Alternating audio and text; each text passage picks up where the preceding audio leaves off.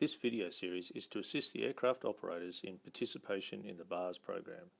The next step on the BARS AO registration cycle is the planning phase, which will help aircraft operators in undertaking all the required planning actions leading up to the conduct of the on-site phase of the audit. The first step in planning the audit is to select an audit company to carry out the audit. The selection of the audit company is solely the option of the aircraft operator. You could use a tender process for the selection, or another option is to use a competitive quote process, as you see fit. The list of registered BARS audit companies is provided in two locations. Firstly, on the Flight Safety Foundation website, you can see each of the audit companies. And secondly, you can find out through BARSoft looking at the Audit Companies tab.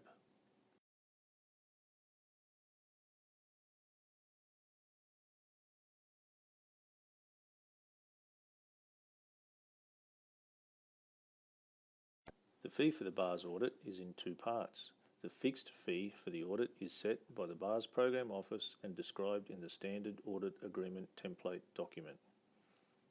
The variable fees for the audit is negotiated between the aircraft operator and the selected audit company, covering items such as travel, accommodation, and any follow-up costs after the audit. During the negotiations for the renewal audit with the audit company, you must make sure that the audit company can carry out the audit before the registration expiry date and on the dates that you wish.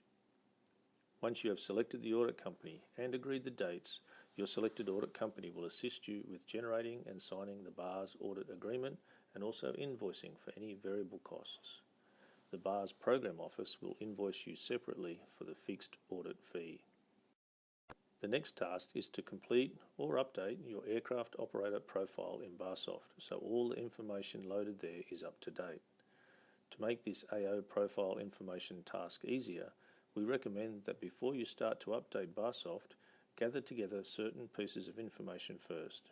This would include things like insurance details, staff numbers and management positions, a copy of the AOC and the operation specifications, records of accidents and serious incidents since the last audit, your aircraft fleet information, certificates of airworthiness for each aircraft, and the contact details for your company head office and other base locations. The aircraft operator profile view on BARSoft has 6 different panels. They are general information, operational base locations, key personnel, aircraft details, accidents and incidents, and insurance. Remember, every time you enter data into BARSoft, make sure you press the Save button to retain that information. For operators undergoing a renewal audit, you'll need to confirm the information in all these fields in BARSoft.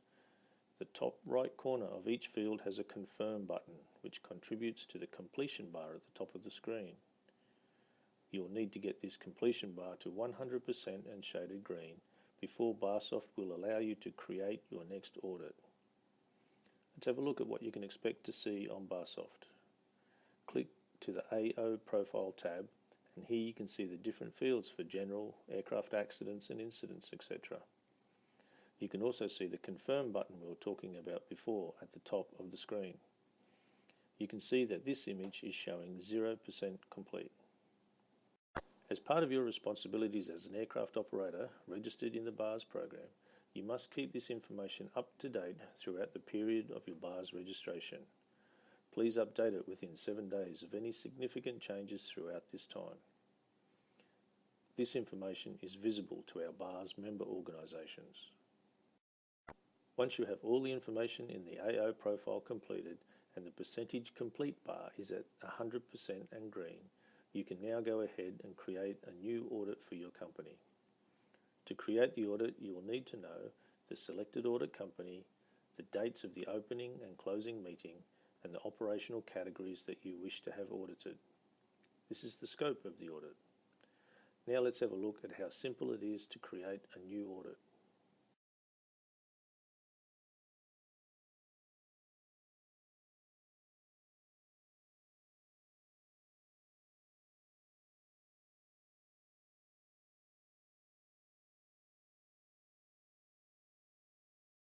Let's look at the handling of the three-party audit agreement. The tri-party audit agreement is a three-way agreement between the aircraft operator, the selected audit company, and the Flight Safety Foundation. It is important that the audit agreement handling is commenced early so that the invoice can be raised for the fixed fee and the audit company can receive their first payment before the opening meeting of the audit. The variable costs are negotiated directly between the audit company and the aircraft operator. Payment for the variable costs are made directly to the audit company and not the Flight Safety Foundation or BARS Program Office. The next step is for the aircraft operator to get a copy of the BARS audit checklist that will be used during their audit. The BARS audit checklist will come as a Microsoft Excel file from BARSoft. The aircraft operator should do a pre-audit assessment by completing the aircraft operator internal document reference column with details for each and every one of the questions in the audit checklist. Once this is completed, you should send a copy of the document to the lead auditor and the audit company at least 14 days before the opening meeting. During the planning stage of the audit, if the dates of the audit need to change, simply update the dates on BARSoft. The aircraft operator or the audit company can make this change. However, if the operational categories or your selected audit company needs to change, please contact the BARS Program Office as a new audit will need to be created to facilitate these changes.